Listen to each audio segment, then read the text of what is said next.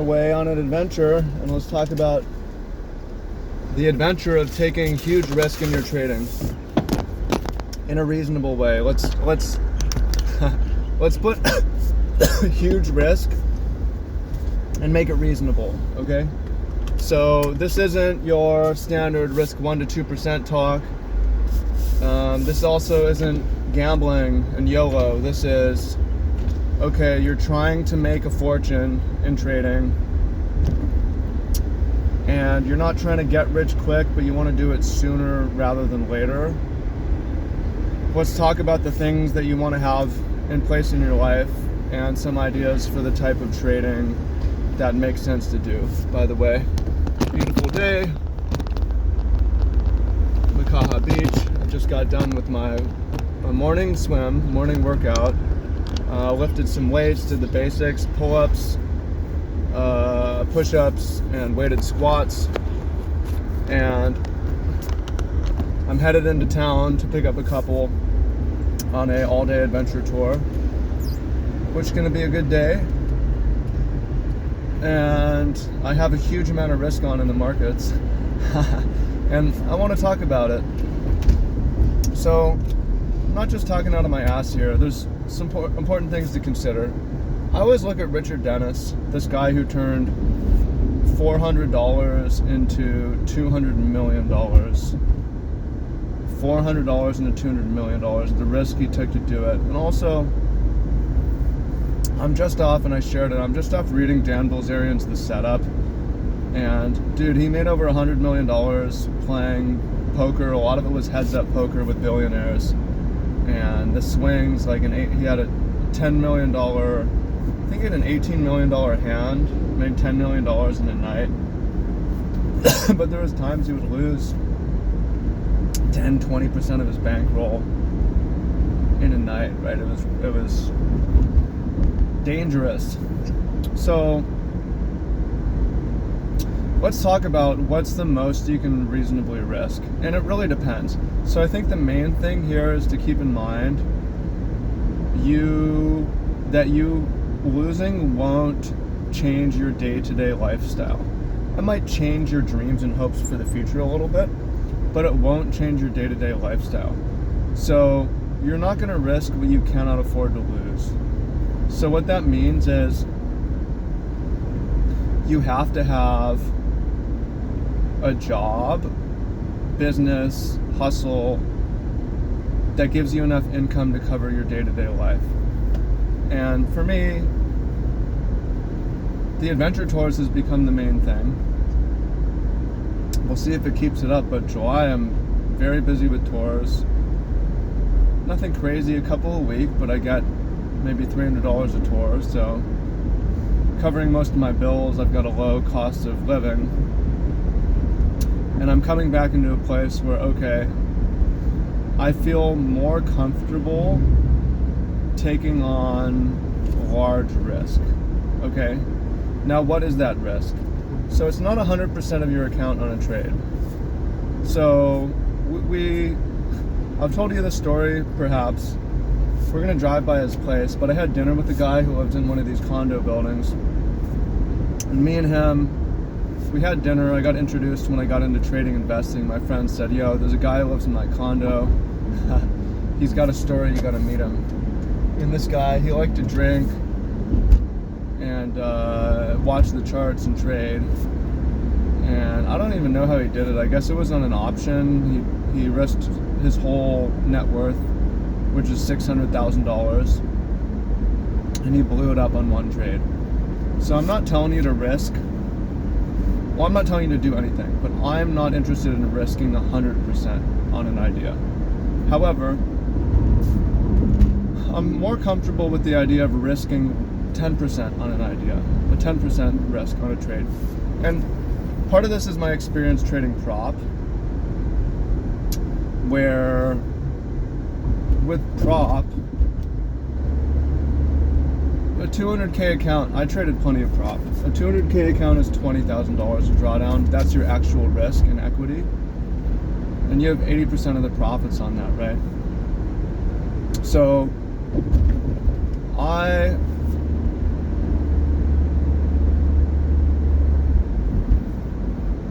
learned to risk out of that 20K, 1,000, 2,000, even sometimes $4,000 of that risk on an idea. That's risking 10 to 20%. So I got more comfortable with it. And with prop, okay, if I blow the account, I can maybe get another one. But now it's like, if I lose my account, I can go do something else with my life. Or do what I'm already doing with my life. It's not going to put me on the street. It's not going to make me homeless. I'm not going to lose the wife that I don't have. I'm not going to have to change my diet. I'm not going to have to go get a job that I don't want. I'm going to be able to continue doing what I'm doing. So that is really important for the psychology. Otherwise, one, it's going to be too stressful and possibly destroy your life, and you're not going to be able to execute. So we'll talk about executing, but when I'm talking about risking 10% on a trade, I'm also not talking about a scalp. I'm not talking about a day trade. I'm talking about a swing trade. Now, this sort of trade, for one, it needs to be computer back tested, so you have to know that you have some kind of an edge here. This is only on your A+ setup, right? But this is the sort of thing where, okay, if you get stopped out, it's probably going to take you days to get stopped out, because your stop is at least, it's beyond one daily ATR. So if you lose, it's not going to happen in a day, or at least today, right? So that's important, because if you risk 10% on a scalp or a day trade, and you lose in an hour or 30 minutes, or you're down 10% on your account, and you're still sitting at the computer, you can get into trouble.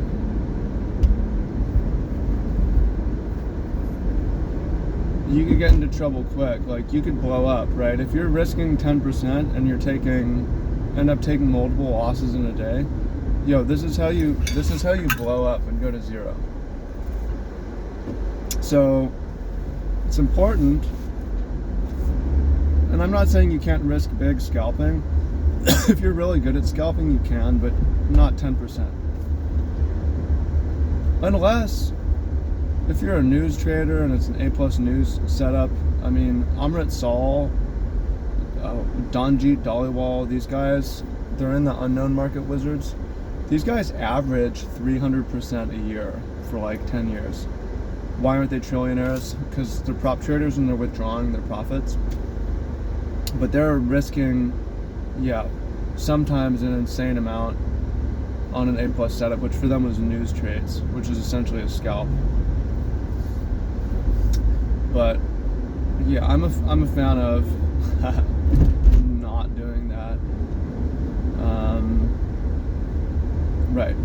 Okay, so what else I think is important here is the 10% risk. The equity swing can be so large that it's important that you don't stare at it all day, or you can, you could blow up. Or not blow up, but just make errors, right? It's really stressful especially if it's representing like months of rent or years of income. You have to be able to leave it alone. So how do you do that? How do you leave these giant swing trades alone? The first is being busy. So for me, having these tours is really important, or other things going on in my life where I'm going to be gone all day. I made my decisions. I had a 30-minute chart session. I made my decisions. Stops are where they're supposed to be. Positions where they're supposed to be. I'm doing something else now.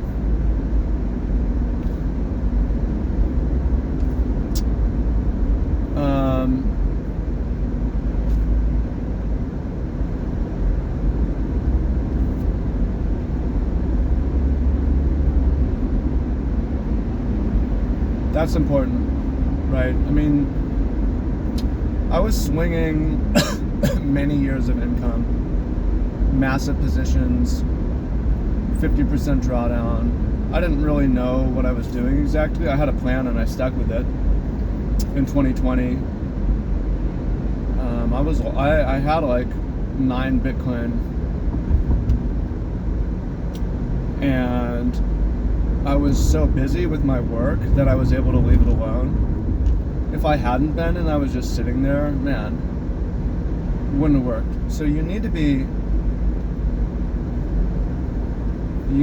busy.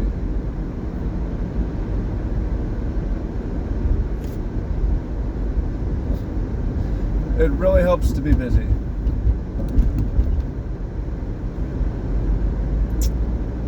Really helps to be busy. It's super important to make yourself busy. And if you don't like your job, I always say this, don't think about quitting and trading full time. Get a different job that you like. Trading needs to always be a side thing for your time. It can be the main thing for your money, but it needs to be a side thing for your time. But it should never be the only thing for your money. I really don't think so. It's too stressful. It makes it too hard. You want it to be low stress. You want it to be fun. Okay, what else can we say here?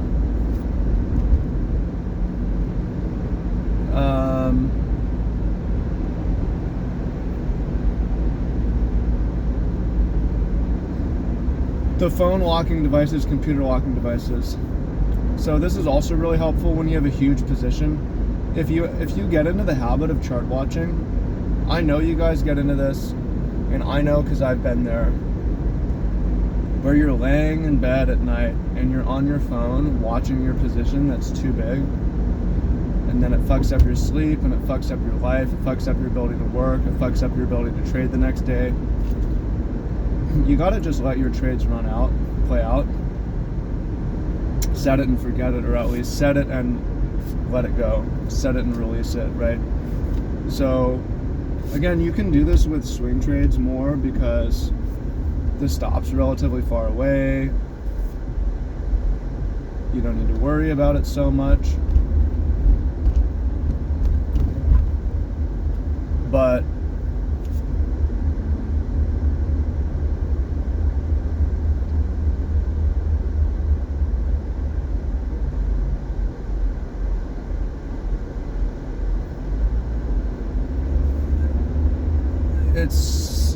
you gotta detach. So tools, get yourself some digital time lockers, lock your computer. Don't just lock it. Get a little tub from Home Depot, lock it in that tub and throw them in the laundry room, or throw them in the side room, throw them in the closet so you don't even see it. Get your phone, lock your phone up, put it in a little time locking device you get on Amazon for $20, and don't just lock it, put it in a drawer so you don't, it's not the first thing that you see. If you need to get a digital alarm clock, do that. If you need to get a handheld phone with no screen, do that. It's fine. Right. Whatever, it's not a failure of self-control to make your life easy. And yeah, it needs to be a rule to not phone trade and not to look, because not look at charts from your phone, it's a slippery slope that leads to, for me, it leads to possible death of driving and I'm looking at my position. It leads to fucked up sleep, and then I don't trade well. It leads to being stressed and deranged and all the bad things. So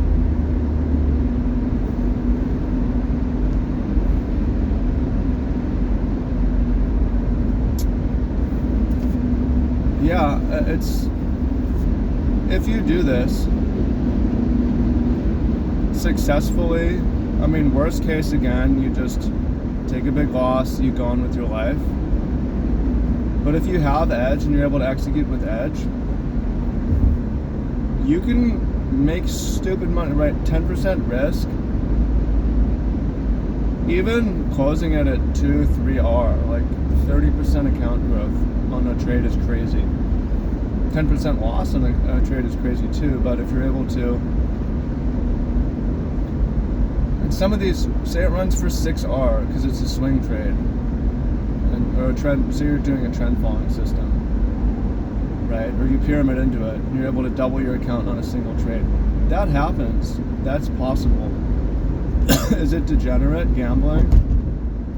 I don't think so necessarily. If you set up the groundwork of your life and manage your risk by having a job, and you're not risking 100% again. So yeah, let me just share some of those ideas and break the mold a little bit. Again, I'm not telling you to do this. I'm just exploring the idea myself.